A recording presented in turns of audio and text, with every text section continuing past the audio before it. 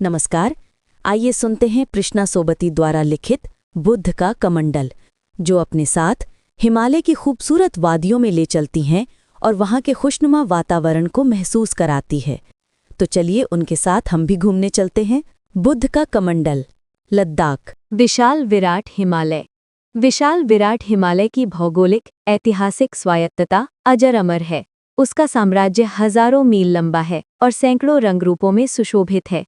हिमालय के 40 शिखरों के धवल कलश, मीनार, बुर्ज, कुंडल चक्र और घुमाव देखकर हर भारतीय मन ही मन उसका नाम लेकर नमन होता है। अकारण नहीं कि हिमालय की धवल ऊंचाइयों पर हमारे तीर्थस्थान स्थित हैं। हिमालय न जाने कितने भारतीय ग्रंथों का स्रोत है। वह अपने रहस्यमय एकांत में चिंतन की वह कड़ी है जिसने हमारे देश का आख्यान लिख दिया है और इस भूखंड पर बर्फीली चोटियों, ऊंचाइयों, ढलानों, घाटियों, पर्वत श्रेणियों, नद नदियों और झीलों के फैलाव अंकित कर दिए हैं। भारत भूमि की खेतियों को लहलहा दिया है, हमारी धरती को गंगा यमुना की धाराओं से सरसा दिया है। ऐसा गतिमान वृतांत मानवीय हाथों से नहीं लिखा जाता, नहीं नश्वरों द्वारा बनाया उगाया जाता है। यह प्रकृति की महिमा है कि महान हिमालय हमारी भारत भूमि का भाष्य है। हमारे पूर्वज पुरोधाओं ने कहा है कि हम सैकड़ों जन्मों में भी हिमालय का संसा गान न कर सकेंगे। हिमालय का प्रशस्ति गान भला एक जन्म में कब संभव है? ऊंचाइयों की गहरे सर्द ताप के मौन गांभीर्य से सृजित महान हिमालय का भौगोलिक स्थापत्य हमारे देश का मस्तक है, हमारी सीमाओं का संरक्षक है। हिमालय देश की चारों दिशाओं में फैले भारतीय जनमानस का भौगोलिक आध्यात्मिक स्रोत है। शिखरों पर स्थित तीर्थों का पवित्र प्रतीक है। भारतीय मन की रुचियों को उद्वेलित करते कलात्मक अभिव्यक्तियां इसी उद्गम से निकली नदियों के साथ साथ प्रवाहित होती रही हैं और भारत भूमि और उसके नागरिकों के मानस को सींचती रही हैं। हिमालय हमारे भूगोल और इतिहास का महानायक है, हमारी संस्कृति और इतिहास की महागाथा है। देश के बहुत से पर्वतीय स्थान शिमला, चैल, कसौली, मंसूरी, चक्राता, नैनीताल, रानीखेत, अल्मोड़ा, मुक्तेश्वर, धर्मशाला, पालमपुर, कौसानी, इम्फाल, शिलांग, दार्जिलिंग, गैंगटोक देख लेने के बाद मैं अब दक्षिण भारतीय पहाड़ों पर जाने का मन बना रही थी। जानकारियां इकट्ठा कर रही थी कि संयोग से एक दोपहर शास्त्री भवन की लाइब्रेरी में यूनेस्को द्वारा प्रकाशित और मदनजीत सिंह द्वारा लिखित हिमालय आर्ट की प्रति मेरे हाथ लगी। शुरू के कुछ पन्ने पलटे, सरसरी निगाह से चित्र देखे तो लद्दाख के अध्याय पर अटक गई। अद्भुत लैंडस्केप, पहाड़ों का अनोखा विस्तार। चित्रकार सरबजीत सिंह की लद्दाख श्रृंखला की प्रदर्शनी याद हो आई। सोचा दक्षिण जाने से पहले क्यों न लद्दाख तक होकर लौटा जाए और लौटते में श्रीनगर, गुलमर्ग और जम्मू भी देख लिया जाए। उस दोपहर मदनजीत साहब के कैमरे का कमाल देखते देखते ऐसा लगा कि लद्दाख जाने के इरादे के साथ मैं एक और निर्णय लेने जा रही हूँ। वो ये कि पहले लद्दाख देखूंगी, फिर लौटकर ही हिमालय आर्ट को पढ़ूंगी। मैं इस प्रति को पढ़ने से पहले अपनी सैलानी आंखों से लद्दाख को देख जान लेना चाहती हूँ, ताकि मेरा सैलानी संवेदन इस वृत्तांत को ही न ढूंढता रहे जो मदनजीत साहिब जैसे बौद्ध और हिमालय के विशेषज्ञ द्वारा प्रस्तुत किया गया है। वहां से लौटकर ही सजगता से इस टेक्स्ट को पढ़ेंगी और स्मृति में लद्दाखी गोम्पाओं की अनुभूतियों को दोहराऊंगी। एटलस पर लद्दाख सही किया और शाम एयरलाइंस पर टिकट बुक करवाया और अपने डॉक्टर साहिब से लद्दाख के लिए ज़रूरी हिदायत ले घर लौटी।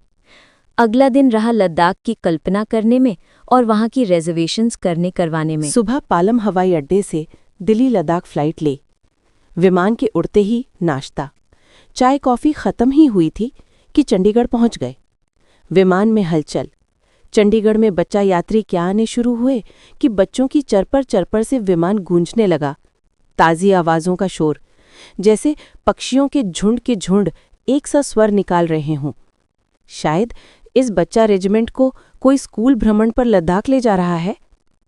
नहीं, मालूम हुआ स्कूली बच्चे दशहरा दिवाली की छुट्टियों में लद्दाख में टिके रेजिमेंट में अपने अपने पिताओं के साथ छुट्टियां बिताने जा रहे हैं। हमें उन बच्चों पर खूब लाड आया और उनके पिताओं पर गुमान, अभिमान, जो अपने परिवारों से दूर रहे हमारे देश की सीमाओं की रक्षा करते हैं। मेरे पास विंडो सीट थी। मैं जहाज की ऊंचाइयों से बाहर देखने लगी। विमान से दिख रही है नीचे की हरियाली, कुछ ऐसे जैसे किसी नक्शे पर अंकित हो।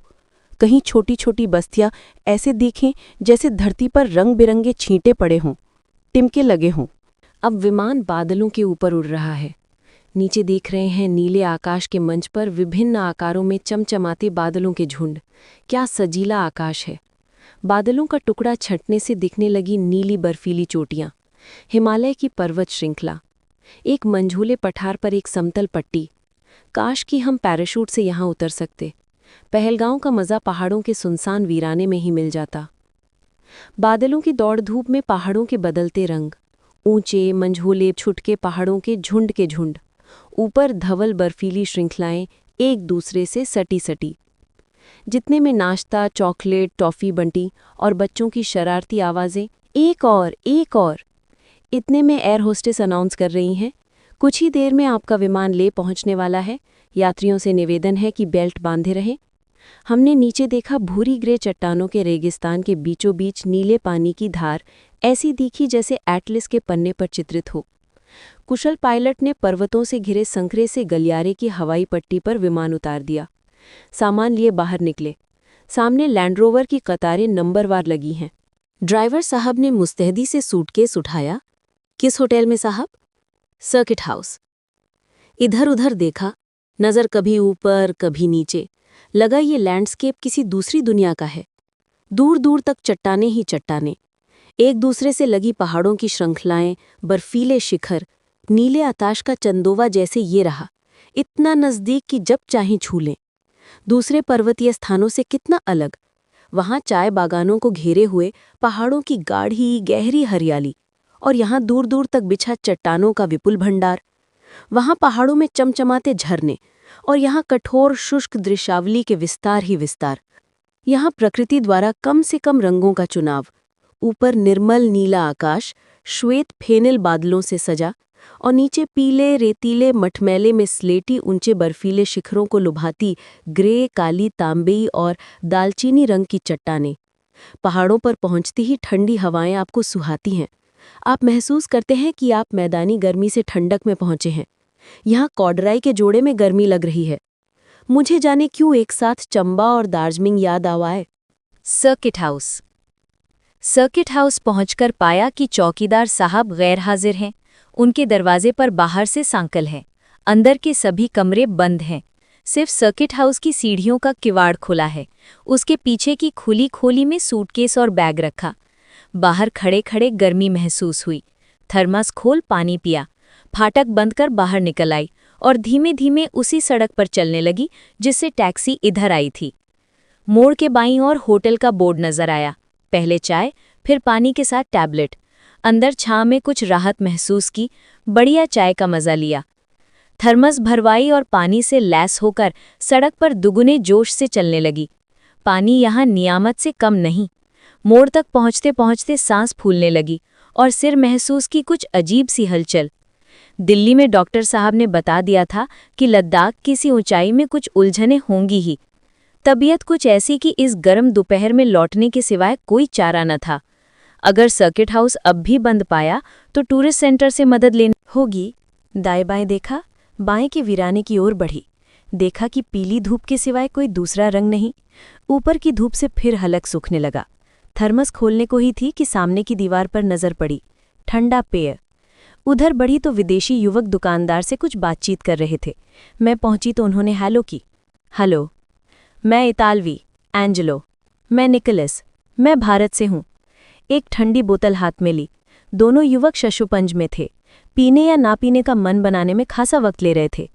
लद्दाखी दुकानदार ने हिंदी में कहा, मैम, इन्हें बजट की परेशानी है। अपनी प्यास शांत कर मैंने कहा, आप चाहें तो ठंडा पीजिए, ये मेरी तरफ से। नहीं मैम, थैंक यू। मैंने थर्मस खोली। ये ले लीजिए।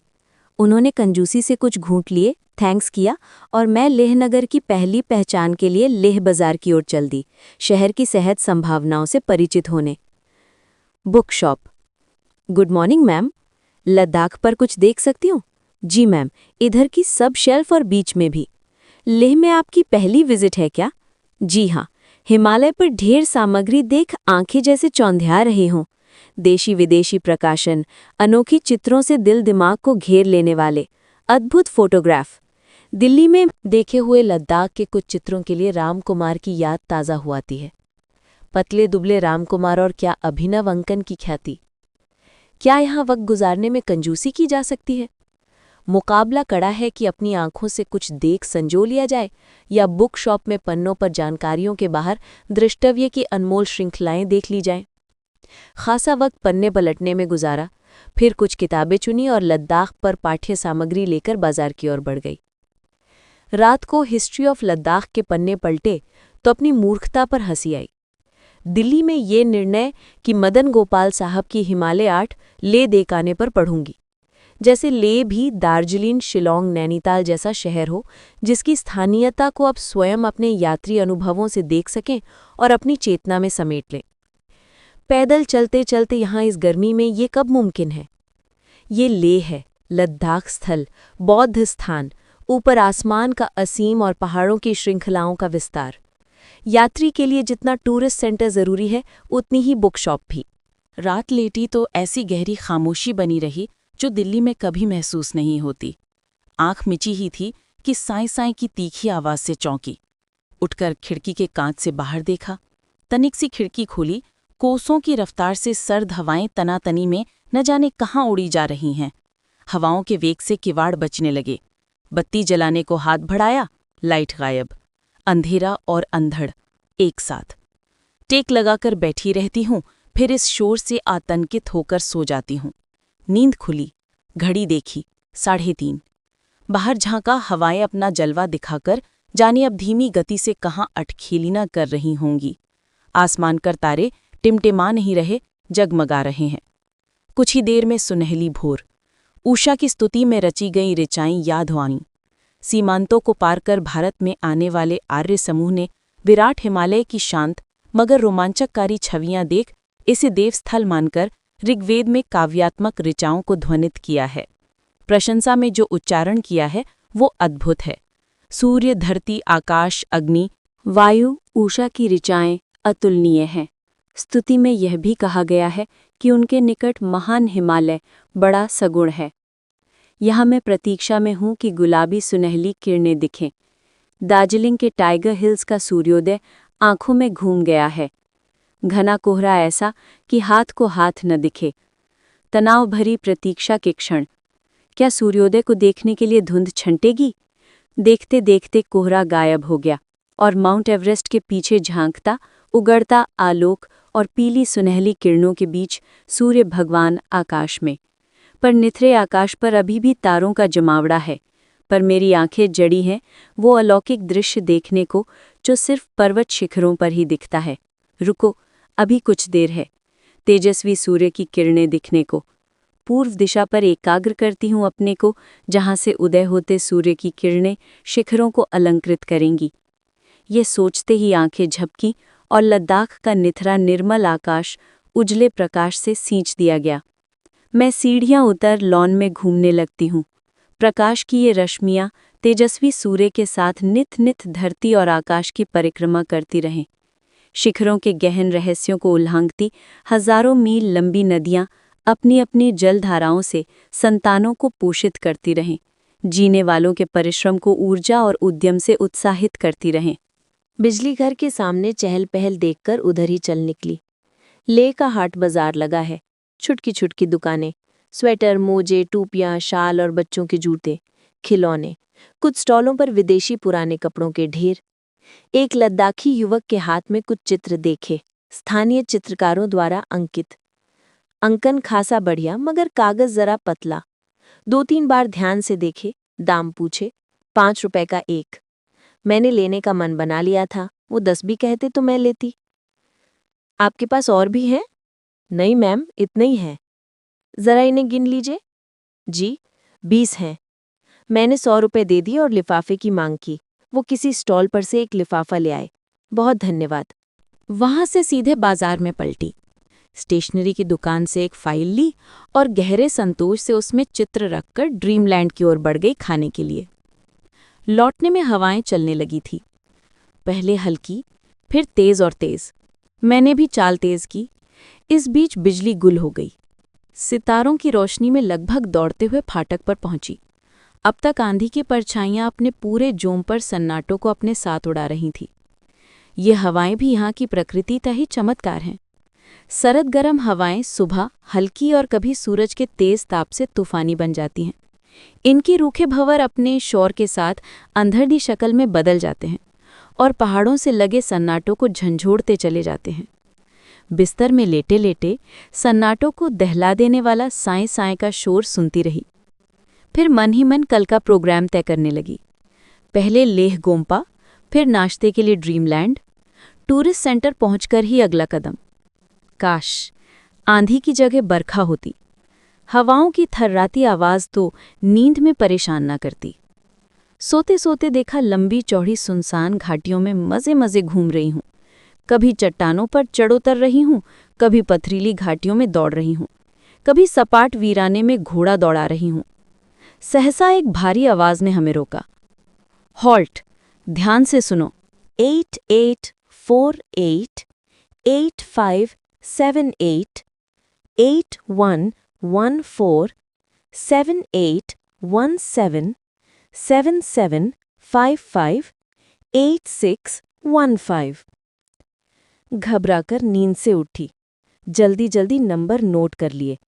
आखिर क्या है ये नंबर जो सपने में दोहराए गए हैं? हो सकता है लद्दाख के सैनिक तंबूला खेलते हुए ये नंबर बोल रहे हों। नींद खुली, घड़ी देखी, 3:30। उठकर खिड़की खोली और अध खुली रहने दी।